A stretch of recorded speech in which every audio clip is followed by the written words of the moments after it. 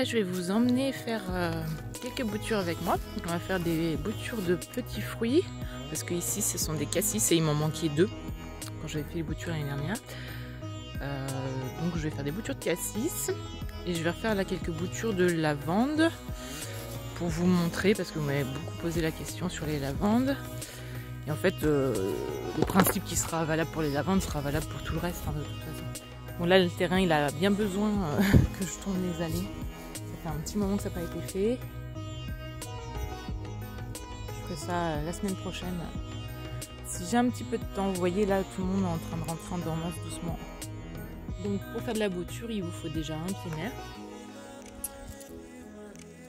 Vous prélevez des tiges, vous taillez un peu grossièrement, comme vous voulez. Là, vous ne cherchez pas à faire ça forcément bien. Enfin, vous taillez grossièrement.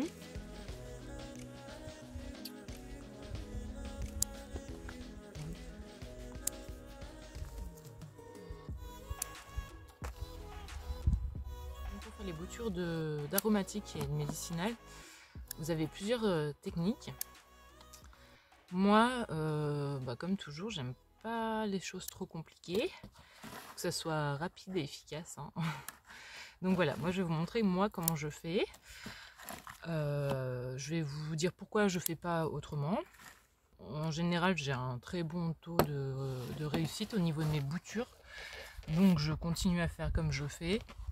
Et si vous voulez tester d'autres manières, il y a plein de vidéos, il y a plein de bouquins qui vont vous parler, qui vont aborder la bouture sous différents angles.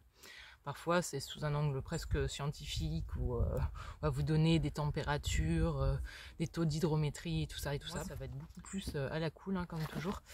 Et donc je vais vous expliquer aussi pourquoi je ne fais pas certaines techniques qui sont soi-disant miraculeuses, qui pour moi en fait c'est le piège pour les débutants, c'est ce qui fait que souvent vous allez échouer, vous allez avoir un pourrissement de vos boutures. Alors en fait moi je vais tout simplement les planter dans des pots, les bouturer, les mettre dans des pots. On peut aussi le faire directement en pleine terre, c'est une technique que je fais aussi. Là c'est plus parce que soit je vais les transplanter, donc voilà. Et c'est pratique d'avoir toutes mes boutures sur mes tables de semis, enfin moi j'aime bien. J'avais fait des boutures de petits fruits l'année dernière en pleine terre, je vais peut-être en refaire cette année, je vais voir. Mais voilà, les pots c'est pratique, on peut les bouger si on veut, puis c'est aussi pratique pour pouvoir en donner facilement après. Là je vais en faire pour édonner et planter sur le terrain. J'ai quelques trous à combler sur le terrain de Lunasa, mais aussi je veux en planter un peu partout pour faire joli.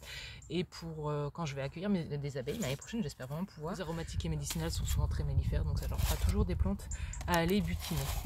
Et puis en plus ça rendra le lieu encore plus joli, j'espère. Donc voilà, donc moi je vais utiliser donc des pots. Alors il y en a qui vont vous dire qu'il faut les désinfecter, etc.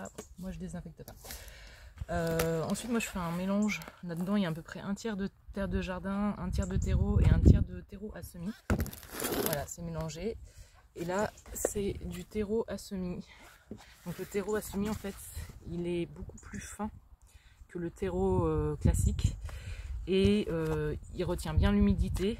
Alors du coup par contre vous avez de la tourbe dedans. J'aime pas trop contribuer à la destruction des tourbières, donc c'est pour ça que je fais un mélange comme celui-ci où le terreau qu'il y a dedans il est sans tourbe et après il y a de la terre du jardin, puis bon j'ai rajouté quand même un peu de terreau à semis. Ça me permet de diminuer un peu ma consommation de tourbe parce que je suis pas très en accord avec ça.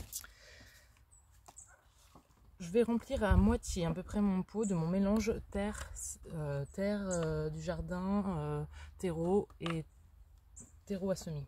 À moitié. Pourquoi bon, déjà parce que voilà, pour économiser le terreau à semis, pour éviter d'utiliser trop de tourbe. Et pour aussi que ma plante s'adapte un petit peu à mon sol, parce que du coup elle a un petit peu de mon sol dedans. Et mon sol est très sableux, et l'avantage c'est que du coup le sable, on sait que c'est drainant. Et ça c'est une bonne chose pour les semis, pour les boutures. Et ensuite je mets l'autre moitié uniquement du terreau à semis et à bouture. Parce que comme ça les graines qu'il peut avoir en dessous qui ont été apportées par ma terre de jardin, elles vont pas passer là, les 4-5 cm, elles vont pas passer au travers, donc ce qui fera que j'aurai un pot propre. Vous pouvez faire que avec de la terre du jardin, mais le seul inconvénient, voilà, c'est que quand votre bouture va commencer à prendre, il y aura déjà des herbes qui vont déjà pousser avant. Elles vont être bien plus rapides que votre bouture en général. Et si vous voulez commencer à les enlever, vous risquez d'abîmer les premières petites racines de votre bouture. Donc, ensuite, j'enlève mes gants, c'est plus pratique. Alors, vous prenez une tige que vous avez été ramassée. Je vais essayer de trouver un exemple facile. Comme mes lavandes ont été beaucoup taillées, elles sont très serrées, les pousses. Donc, ça va peut-être moins pratique à vous montrer. Mais voilà, en tout cas, j'ai une tige de lavande. Et en fait, tout simplement, je vais juste garder à peu près le petit toupet du haut. Là, il y en a 2. Voilà, ça, je vais les garder. Tous ceux du bas, alors il faudrait au minimum, vous voyez les nœuds, là, c'est là où les feuilles poussent. Il faut en avoir au moins 3 ou 4 étages. C'est bien, voilà, comme ça vous fait une tige à peu près de 5, 6, 7 cm. Ça ne sert à rien d'avoir trop long. Et donc, tout ça, vous l'enlevez. Hop, moi, je tire vers le bas. Ça fait des petites blessures, mais ça, c'est rien. Votre plante, elle s'en sortira très bien et au contraire, ça va l'aider à s'abreuver en fait, tout simplement. Donc là, vous avez préparé votre bouture. Moi, je coupe le toupet du haut. Voilà, je coupe les premières feuilles en haut. J'ai un petit bout de tige qui sert à rien, j'enlève aussi. Alors pourquoi? Parce que ça va éviter qu'elle perde trop d'eau par le feuillage. Parce qu'en fait, il faut que votre tige ne se déshydrate surtout pas, mais il faut surtout pas que vous la noyez. Et en fait, je pense que dans tous les commentaires que j'ai reçus, les gens me disent oui, mais mes boutures pourrissent.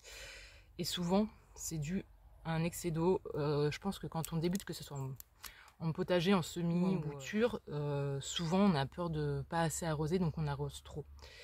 Donc du coup, je vais vous expliquer pourquoi je fais pas certaines techniques justement à cause de ça. Donc là, j'ai coupé un peu en biseau. Moi, je considère que c'est pas très grave si c'est pas très net en fait. Alors il y en a qui vont vous dire le contraire. Moi, je trouve que ça ne change strictement rien. Il y en a qui le font au scalpel, ils désinfectent leurs outils. Moi, je désinfecte pas du tout mes outils. Je suis très mauvaise élève, moi. Je désinfecte jamais mes outils. Pourquoi? Alors les gens qui font ça, en général, c'est pour éviter le pourrissement des boutures.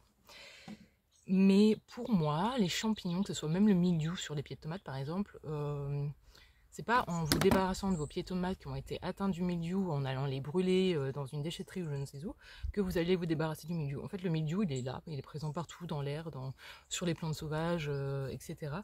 Et le fait qu'il se développe un jour sur vos pieds de tomates, c'est parce qu'il y a les conditions météorologiques qui sont bonnes pour lui et il va se développer. Donc c'est qu'il fera froid et humide. Donc en fait, vous ne pouvez pas lutter contre si vous avez du froid et de l'humidité. À la limite, il faut mettre une serre, le protéger de l'humidité, etc. Mais voilà. Et donc pour le pourrissement des racines, j'ai un peu du mal, je comprends pas trop la logique, mais peut-être que c'est juste que je comprends pas la logique. Hein. Des gens qui désinfectent tout et qui après mettent leur bouture dans un pot de terre qui lui, clairement, il n'est pas désinfecté. Hein, donc même si c'est monté en haute température pour faire du terreau, dedans il reste des bactéries, il est encore un peu vivant normalement. Donc, je pense pas qu'on puisse limiter en désinfectant. Faudrait vraiment le mettre dans une chambre, dans une bulle, sans aucune bactérie, rien. Et dans ce cas, je vois pas trop comment une plante pourrait être en bonne santé sans bactéries ni champignons d'ailleurs. Mais bon. Donc moi je fais comme ça. Et tout simplement, non. Parce que là c'est de la lavande, donc je mets à la bouche. Si c'est pas de la lavande, si c'est des plantes toxiques, vous les mettez pas à la bouche, vous crachez dessus. Mais en fait, votre salive, elle contient des auxines qui sont en fait l'équivalent des hormones de bouturage. Donc, vous n'avez pas besoin de faire d'hormones de bouturage. Parfois, je fais de l'eau de saule. Donc, vous prenez des branches ou des feuilles de saule que vous faites macérer dans de l'eau pendant 24 à 48 heures et vous arrosez ensuite vos boutures. Vous pouvez faire les deux si vous voulez. Moi, je fais souvent, je fais juste ça, juste comme ça. Et parfois, je fais un peu d'eau de saule. Ça m'est arrivé une fois cette année en fait. Voilà, c'est tout. Mais en général, j'en fais pas parce que je pense jamais à anticiper. Donc voilà. Et donc là, vous l'enterrez. Vous enterrez bien toutes les petites blessures que vous lui avez faites. Donc voilà, jusque là, à peu près, vous laissez un petit centimètre, 1 centimètre ou 2, ça dépend. Voilà. Et vous enterrez bien jusqu'à la dernière blessure que vous lui avez faite. Hop, comme ça. Et ensuite, vous arrosez bien votre pot. Là, vous l'humidifiez bien, donc qu'il soit bien trempé. Et en fait, après, pas besoin de l'arroser tous les jours. Moi, je pense que le problème qui arrive souvent, qui fait qu'on échoue dans les boutures quand on débute, c'est que il y a trop d'humidité et parfois on vous recommande même de mettre une bouteille par-dessus pour faire une petite serre, un effet de serre, ou de la mettre dans un endroit chaud et humide. Mais le chaud et l'humidité, et ben ça crée des champignons en fait. Voilà, c'est le meilleur moyen de créer de la moisissure. Donc pour moi, une bouture, elle a besoin de respirer, ça a besoin d'être aérée, et elle a besoin que des fois son substrat, sans devenir complètement desséché, ça sèche, c'est un peu dur à dire, un petit peu. C'est-à-dire qu'il va, en fait, il faut que votre substrat soit humide, soit légèrement sec, mais faut pas qu'il soit desséché. Mais le principal danger, c'est que ça soit trop humide, trop mouillé. En fait, la différence entre humide et mouillé, c'est juste que voilà, quand vous touchez, vous allez sentir de l'humidité. Et si votre doigt est mouillé, c'est que ça va pas. S'il y a de l'eau dessus, c'est que c'est trop mouillé. Donc moi, alors vous faites comme vous voulez, vous pouvez tester avec ou sans, parce que à ce qui paraît, ça marche super bien. Moi, à chaque fois que j'ai essayé de faire ça, je trouvais que c'est là où ça marchait le moins bien. De mettre une petite serre en plastique dessus ou de les mettre dans un milieu chaud et humide. Ça accélère forcément, je pense, la prise des racines, mais vous augmentez le risque de pourrissement. Pensez au milieu d'origine de ces plantes, en fait, quand vous faites une bouture. Moi, j'ai jamais vu une méditerranéenne, c'est pas une tropicale, donc elle n'a pas besoin d'avoir des grosses températures très chaudes avec beaucoup d'humidité. Elle aime bien la chaleur, mais elle n'aime pas forcément l'humidité, en fait. Elle pousse souvent dans des sols ingrats, sableux, caillouteux, voilà, que ce soit le thym, le romarin, la lavande, etc. Donc, pourquoi est-ce qu'on devrait les saturer en eau quand elles sont sous bouture? Je pense que c'est une mauvaise idée. Il faut que le sol soit humide, le substrat soit humide, mais surtout pas mouillé. Et pas... Enfin, bon, après, vous le faites si vous voulez, mais le côté de la cloche, de les tenir comme ça, à l'étouffer, si vous voulez cultiver des champignons, après, vous faites comme vous voulez. Moi, je déconseille. Donc voilà, ma technique. Surtout, oui, la salive, donc ça, c'est un petit truc des anciens en fait qui faisaient ça parce que tout simplement c'est plein d'oxyne et donc hormones du bouturage, vous en avez tout le temps à portée de main. Donc vous n'avez pas besoin de le fabriquer, c'est là, c'est disponible, il y a juste à voilà, donc vous crachez dessus si c'est une plante où vous avez un doute sur sa comestibilité, sinon vous pouvez mettre directement à la bouche, il n'y a pas de souci. Pour ce qui est de la période de bouturage, vous pouvez les bouturer du début du printemps jusqu'à l'automne. Moi, mon conseil, c'est de le faire sur des boutures, donc faire des boutures aoûtées. Aoûtées, ça veut dire des boutures où, vous voyez là, la tige, elle a commencé à lignifier, c'est-à-dire à faire comme du bois. Alors que le bout, c'est un peu plus vert. Voilà, donc moi je bouture surtout sur une partie qui a été lignifiée. Vous pouvez faire des boutures sur du vert, mais je trouve que là vous augmentez le risque de pourrissement. Ça fonctionne aussi, hein, mais personnellement je trouve que c'est plus facile de le faire sur du bois aoûté. Vous augmentez vos chances de réussir. C'est mon avis. Vous pouvez essayer les deux. Ça se trouve, vous réussirez aussi bien l'une et l'autre technique. Moi je sais que j'arrive plus facilement, voilà, sur du bois aoûté. Donc pour tout ce qui est aromatique et médicinal, du début du printemps à la fin de l'automne, il n'y a pas de souci, vous pouvez les bouturer. Après je vais faire des petits fruits, et les petits fruits donc c'est en automne quand ils ont commencé à perdre leur feuilles. Remplissage du pot. Alors, on va en refaire une autre ensemble. Je vais vous remontrer pour le remplissage du pot. Donc je mets de la terre à moitié déjà, et vous pouvez tasser un tout petit peu, mais en fait il ne faut pas trop tasser parce qu'en fait il faut que ça respire. Il faut que ça soit il faut que votre plante elle puisse respirer. Pour développer ses racines, il faut qu'il y ait un substrat fin, voilà, facile, où elle pourra facilement développer ses racines, et surtout dans lequel il y aura de l'air qui circule. Je recommence, je garde juste le toupet du haut, j'enlève à peu près 3-4 étages de feuilles. Celle-ci c'est un peu moins facile à vous montrer parce que voilà, vu que j'ai beaucoup tailler mes pieds, moi, ils sont très serrés. Hop, et je recoupe le haut. Tac, un petit peu en biseau, quoique là même. Voilà, comme ça. Et je mets la bouche. Et je mets la bouche. Ou vous crachez dessus, vous faites comme vous voulez. Moi j'aime bien, c'est un bon goût, donc il n'y a pas de souci. Mais voilà, parce que je sais qu'elles sont pas toxiques et que ça me dérange pas de faire ça comme ça. Mais si vous préférez, voilà. Sinon vous faites de l'eau de saule, c'est gratuit aussi, il suffit juste d'anticiper un petit peu. C'est très simple à faire et Voilà, donc ensuite après vous arrosez tout simplement. Et dans environ 2 mois, normalement, elles auront bien fait leur système racinaire. Alors vous allez voir que si votre bouture a réussi ou pas. En fait, vous allez voir si elle devient toute sèche, toute grise, c'est que c'est foutu. Pareil, si elle devient toute molle, souvent ça sera sur des boutures en verre, elles peuvent devenir toutes molles et noircir, c'est que voilà, c'est foutu aussi. Mais si vous voyez au bout de quelques temps que les petites feuilles que vous avez coupées, vous voyez des nouvelles petites feuilles entières, ben, ça veut dire que c'est bon quoi. Elle commence ses racines. Et là, attendez à peu près 2 mois ou regardez par en dessous si vous voyez les premières petites racines avant de la dépoter et de la replanter ailleurs ou de la mettre dans un pot plus grand. L'idéal c'est d'attendre de voir qu'elle s'est bien installée comme ça, à peu près 2 mois, c'est bon. 2 mois, 2 mois et demi. Et voilà. Donc voilà, maintenant je vous ai dit ma petite technique de bouturage. Faut pas rester que sur ma technique à moi, il faut aller voir ailleurs ce qui se fait. Vous trouverez peut-être quelque chose qui vous correspond plus. Voilà, moi c'est juste que j'aime bien, que ce soit pour les semis ou pour le potager, etc. Essayer de rendre la chose un peu moins... je sais pas comment dire. C'est vrai que parfois je vois... Attendez, je vais devoir disputer mon chien.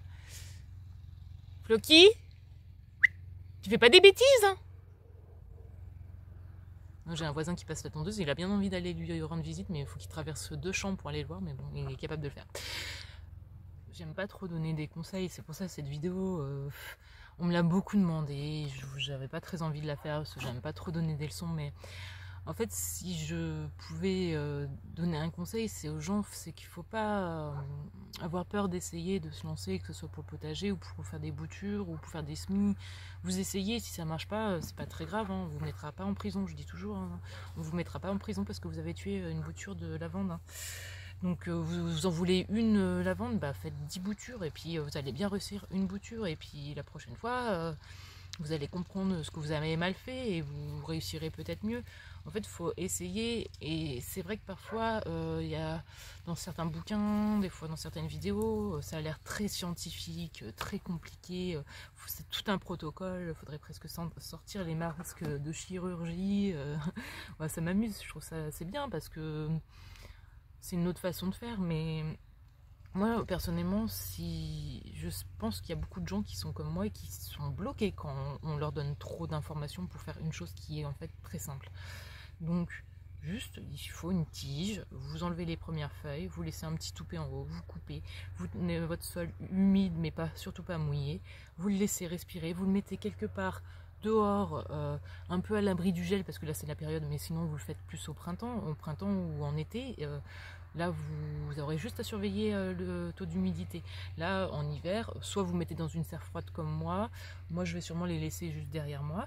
Elles sont un petit peu à l'abri des arbres, où on peut mettre même un petit voile dessus les nuits où il gèle. C'est tout, en fait. Il faut essayer et il ne faut pas se prendre la tête. Surtout parce que, bon... je sais que ça parlera plus, il y a des techniques des fois où sont très protocolaires et je sais qu'il y a des gens à qui ça parle totalement. Mais je pense qu'il y en a beaucoup qui sont comme moi qui au final se sentent bloqués quand on leur donne trop d'informations comme ça et qui du coup n'osent plus essayer. Et voilà. Et puis c'est pas parce que vous avez échoué une fois qu'il faut pas essayer une deuxième fois. Hein. Donc, sinon, vous n'aurez jamais appris à marcher.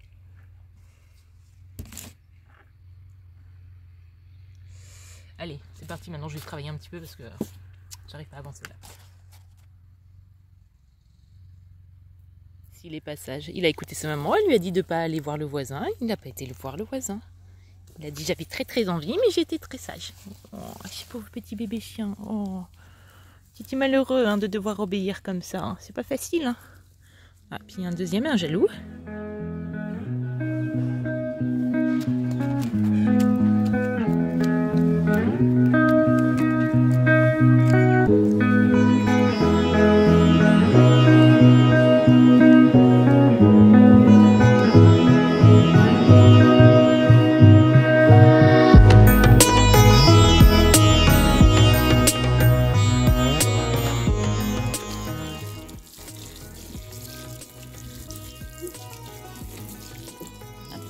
Donc voilà, là je vais m'arrêter là pour aujourd'hui. J'en ai fait pas mal, j'ai fait pas mal de boutures de romarin parce que j'ai au moins 6 variétés je crois de romarin différents. Donc voilà, je voulais les multiplier un petit peu. Du coup, je pensais pendant que je faisais mes boutures de romarin, surtout si vous avez des fleurs, vous enlevez les fleurs et les bourgeons floraux. Et si jamais vous en avez oublié, que vous vous rendez compte qu'il y a une petite fleur qui sort sur une de vos boutures, surtout vous l'enlevez tout de suite, comme ça votre bouture va concentrer son énergie dans les racines et non pas dans sa future fleur. Là je vais arrêter, je voulais vous montrer la bouture de petits fruits, mais c'est exactement la même chose, sauf que les petits fruits on les bouture maintenant, fin octobre, début novembre, voilà. Au mois de novembre c'est l'idéal. Vous faites exactement de la même manière et normalement tout devrait bien se passer. Pensez aux conditions de vie de la plante adulte, et essayez, voilà, bon, avec plus d'humidité bien sûr dans les premiers jours pour qu'elle développe ses premières racines. Ne mouillez pas trop. Pour moi vraiment les techniques à l'étouffer etc, c'est pas adapté à ces plantes là. Même c'est pas adapté à beaucoup de plantes d'ailleurs, je vois pas trop à quelle plante ça pourrait être adapté. Mais voilà, après vous essayez. J'espère que ma petite vidéo vous aura été utile, que ça aura répondu aux interrogations que vous m'avez posées. Moi j'aime bien faire comme ça, tester, expérimenter et voyez ce qui vous convient. Sur ce, je vous souhaite une bonne soirée, une bonne semaine et je vous dis à très vite.